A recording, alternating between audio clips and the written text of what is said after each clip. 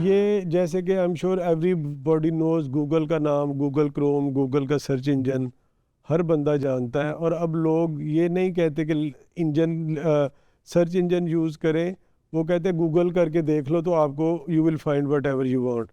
May be chat GPT या ये जो आपकी जनरेटिव एआई है, उससे पहले जो मोस्ट पॉपुलर टूल था as a search engine that was Google.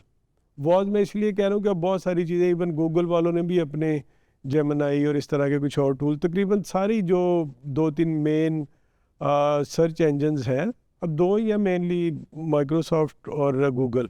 तो इनके जो सर्च इंजन हैं उनके साथ उन्होंने बिल्ट इन या पेड सब्सक्रिप्शन के साथ जो जनरेटिव एआई आपको प्रोवाइड कर दी। एनीवेज, तो coming back to our topic, तो जो गूगल चार्ट्स है ये भी बड़ा पावरफुल टूल है, इजी है, I mean easy to use है, और इट इज़ फ्रीली, इसका भी फ्री वर्जन भी अवेलेबल है और पेड वर्जन भी अवेलेबल है। As I am sure by now you have developed this understanding कि तकरीबन सारे टूल्स किसी ना किसी लेवल तक उनके जो ट्रायल वर्जन या फ्री वर्जन अवेलेबल होते हैं, बट नॉट, और ये सिर्फ ओपन सोर्स के लिए अब एप्लीकेबल नहीं है ये चीज़। इनिशियली ये था कि ओपन सोर्स में चीज़ें फ्री थी और देन आफ्टर सर्टन लेवल आपको वो पेड मोड में जाना पड़ता था। लेकिन अब ये जो सारे टूल्स हैं जिनको हम डिस्कस करें, these are all proprietary tools, इनकी कोडिंग आपके पास उस तरह से अवेलेबल नहीं होती। और एक चीज़ में इंटरेस्टिंग वो ये है कि ये जो आपके एनालिटिक्स के टूल्स होते हैं, इनमें जैसे फ़र्ज़ करें एक एप्लीकेशन है जो कि वेब बेस्ड एप्लीकेशन है, वो डेवलप की जाती है, तो उसका कोड तो 100% आप छुपा सकते हैं। लेकिन जब आप एनालिटिक्स के सॉल्यूशन डेवलप करते हैं तो that can not be hidden 100%। उसकी वजह यह कि बहुत सारा लॉजिक डेटाबेस के अंदर in terms of store procedure, scripts वगैरह वो होता है, जो कि एक अच्छा या एक एक्सपीरियंस डेटा एनालिस्ट या डेटा साइंटिस्ट उसको स्टडी करके they can find out. Application में आपकी लाइब्रेरीज होती हैं, आपका मिडल वेयर होता है, बहुत सारे tool, that is I would say कि मतलब विद माई, अब जो मेरा अपना एक्सपीरियंस है, मैं समझता हूँ कि जो एप्लीकेशन डेवलपमेंट और उसके जो कंपोनेंट्स हैं दे आर मोर से कम्बरसम या tedious as compare to database. इसके अपने चैलेंजेस हैं, उसके अपने हैं, लेकिन टू लर्न ओपन सोर्स या प्रोप्राइटरी तो इसमें थोड़ा सा डिफरेंस कम है as compare to application development. Anyways, तो इसमें फिर आपको जो विजुअलाइजेशन के लिए Google charts, everybody knows Google charts available है मार्केट में, इजीली अवेलेबल है। आप उससे भी बहुत सारे जो ग्राफिक रिप्रेजेंटेशन देख सकते हैं आप उसमें। I mean there is no really difference. जो मैंने अभी फ़र्ज़ करें हमने 3 या 4 टूल जो अभी तक डिस्कस किए हैं, वो मोस्टली इसमें गूगल चार्ट्स में वो सारी चीज़ें अवेलेबल है, but to a limited extent, क्योंकि ये लिमिटेड है अपनी एनवायरनमेंट में। बहुत सारा जब आप फ़र्ज़ करें सर्च इंजन या इनकी पेड सर्विसेज गूगल की जब आप परचेज़ करते हैं, तो गूगल आपको बिल्ट इन चार्ट्स वगैरह या ग्राफिक्स विजुअलाइजेशन उसमें प्रोवाइड करता है।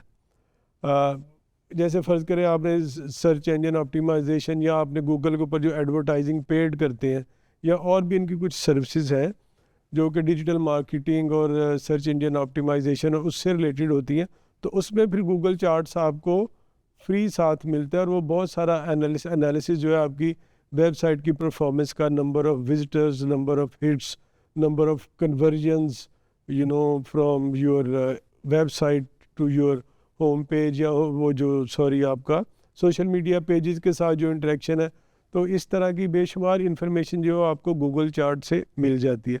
तो ये कि इसका थोड़ा सा कॉन्टेक्स्ट चेंज होता है as compare to other tools, वो ज़्यादा एंटरप्राइज लेवल के, and this is may to some extent एक लिमिटेड इसकी यूटिलाइजेशन है with regard to Google Chrome या गूगल का जो आपका सर्च इंजन है, सोशल मीडिया की इंटीग्रेशन है, या डिजिटल, बल्कि आप इसे कहेंगे डिजिटल मार्केटिंग और उसके अराउंड जो आपकी एनालिटिकल रिक्वायरमेंट्स होती है, उसमें ये रिलेटिवली ईजी है।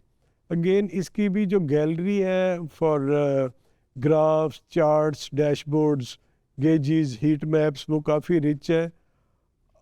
अर्लियर लेवल पे फ्री में तो आप इसको कस्टमाइज कर सकते हैं, बड़ा लिमिटेड, लेकिन अगर आपने इसको प्रॉपरली कस्टमाइज करना है तो देन यू नीड पेड। इसके जो डिफरेंट जो है ना, इसके भी डिफरेंट आपके पास वो अवेलेबल होते हैं पैकेजेस। कि आपने कौन सा पैकेज खरीदना। नॉर्मली इसमें ये होता है कि जो डिजिटल मार्केटिंग की एजेंसीज हैं they have sort of corporate licences, और जितने उनके कस्टमर्स होते हैं उनको वो फिर एक प्लेटफॉर्म से जब ये सर्विसेज प्रोवाइड करते हैं, दे मैनेज मल्टीपल वेबसाइट्स। और when I am saying website, these are mostly e commerce based websites जो कि ऑनलाइन सेल करती हैं, आपकी शॉपिंग्स वगैरह के लिए जो यूज़ होती हैं, उस तरह के प्लेटफॉर्म की हम बात कर रहे हैं, जिनके पीछे एक कमर्शियल ऑब्जेक्टिव है, रेवेन्यू जनरेटिंग। एक डायनामिक जो वेबसाइट है या एक स्टैटिक वेबसाइट है, उसका भी कोई ना कोई कमर्शियल ऑब्जेक्टिव तो ज़रूर होता है, लेकिन वो नॉट रियली रेवेन्यू जनरेटिंग नहीं होता। तो वो सिर्फ एक अवेयरनेस के लिए भी वेबसाइट होती है। लेकिन जो ई कॉमर्स बेस्ड वेबसाइट है, आपकी ऑनलाइन शॉपिंग की वेबसाइट्स है, दे आर रेवेन्यू जनरेटिंग। तो उसमें फिर आपको ये बहुत सारा जो है डेटा वो इसमें से आपको जो अवेलेबल होता है उसको आप यूज़ करते हैं एनालिसिस के लिए। डैशबोर्ड वो सारी चीज़ें आपको जो जैसे मैंने बताया कि वो आपको मिलती है। और फिर इसके अंदर ऐसे टूल्स भी अवेलेबल हैं। फर्ज करें आपने अपना कंपैरिजन करना है, कंपैटिटिव एनालिसिस करना है, वो भी ये एक चीज़ होती है जिसे वेब क्रॉलिंग या वेब स्क्रैपिंग कहते हैं। ये टूल्स बैक साइड पे वो काम करते रहते हैं, they keep on visiting different websites, और वहाँ से जो कंपेटिटर्स की इंफॉर्मेशन है उसको भी फेच करते हैं और उसको फिर यूज़ करते हुए they provide you different type of comparisons. और ये बिल्ट इन है, और इसके अंदर जैसे गूगल के अंदर या कुछ ये, इसके अलावा आपको और टूल भी मिल सकते हैं जो कि थर्ड पार्टी हैं और उनके लिए लेकिन आपको अलहदा से लाइसेंसेस लेने पड़ते हैं। तो ये this is a little bit about Google charts या Google analytics, and this is also very good tool to use.